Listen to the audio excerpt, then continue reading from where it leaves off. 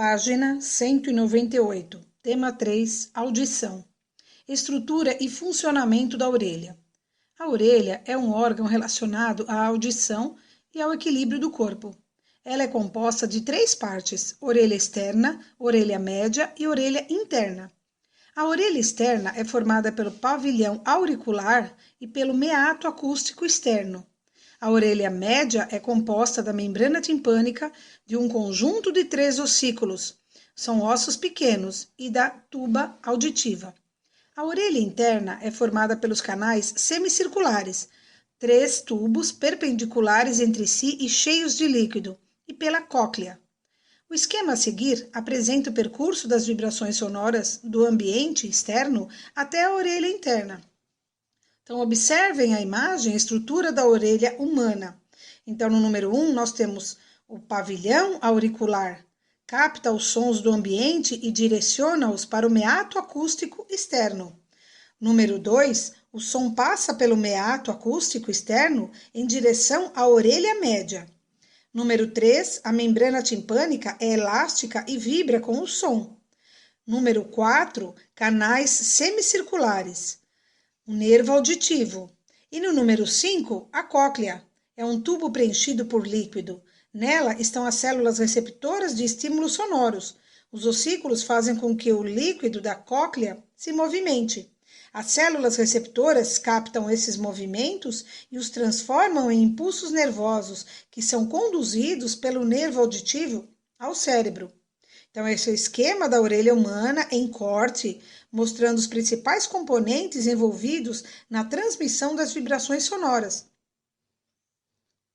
Página 199. Intensidade dos sons. Diariamente estamos expostos a vários tipos de som. Quando os ruídos são de grande intensidade e podem gerar problemas, são chamados de poluição sonora. A intensidade dos sons é medida em decibel, representada pelas letras D minúscula e B maiúsculo. Pessoas sem problemas de audição ouvem sons a partir de 10 ou 15 decibéis. Sons de até 85 decibéis são considerados inofensivos à audição. Longas exposições a sons de maior intensidade podem provocar dores de cabeça, insônia, falta de atenção, irritabilidade e até diminuição da capacidade auditiva. Ruídos acima de 120 decibéis podem causar dor. Então, observem a tabela de intensidade dos ruídos. Então, nós temos aqui alguns exemplos. Então, o som. O sussurro, que é falar bem baixinho, o nível sonoro é de 20 decibéis. Conversa entre 2 pessoas, 60 decibéis.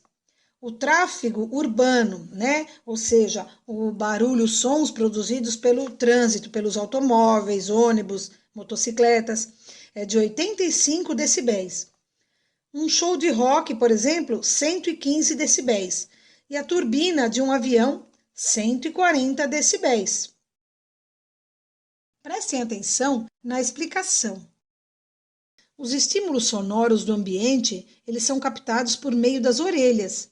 São órgãos responsáveis pela audição. Esse sentido nos permite identificar os sons do ambiente. As ondas sonoras são vibrações que causam variações de pressão do ar. Essa diferença de pressão é direcionada para o interior da orelha e faz vibrar uma fina e delicada membrana chamada de membrana timpânica. A vibração da membrana timpânica passa para outras estruturas presentes na orelha, como os ossículos internos e a cóclea, e chega até as células receptoras que identificam o estímulo e emitem impulsos nervosos por um nervo até o encéfalo, onde o som é interpretado e identificado. Então, é por isso que nós falamos que ficar constantemente com o fone de ouvido pode ser prejudicial à audição. Então, um estudo feito recentemente por algumas universidades de medicina relatam que em 10 anos muitas pessoas poderão até perder a audição por conta do fone de ouvido e a altura, a quantidade de decibéis. Nós temos também, nós já vimos aí os sentidos, nós vimos a visão, a audição, o olfato, o paladar. a visão, mas nós temos também outras maneiras de perceber, né, o ambiente. Então, nós temos, por exemplo, além dos sentidos que eu já falei, existem outras maneiras dos seres vivos obterem informações do ambiente e interagir com o seu próprio ambiente também. A percepção tátil, por exemplo, de longa distância. Então, os peixes possuem ao longo do seu corpo uma estrutura chamada de linha lateral, que lhes permite perceber a movimentação da água ao seu redor. No interior dessa linha estão células que captam estímulos, possibilitando que o peixe interprete sua posição e identifique a presença de presas ou de predadores.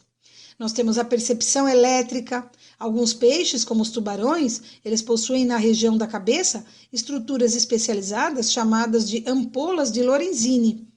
Essas estruturas captam pequenos sinais elétricos do corpo de suas presas e permite aos peixes encontrar presas enterradas até no lodo, ou mesmo em locais de água muito turva, ou seja, a água escura, né, não clarinha, onde a visão é prejudicada. E nós temos também a percepção térmica. Algumas serpentes, elas possuem ao lado de cada olho uma estrutura chamada de fosseta loreal, que percebe variações mínimas de temperatura.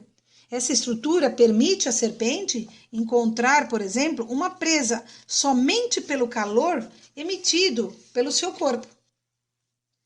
Faça o exercício de olho no tema da página 199.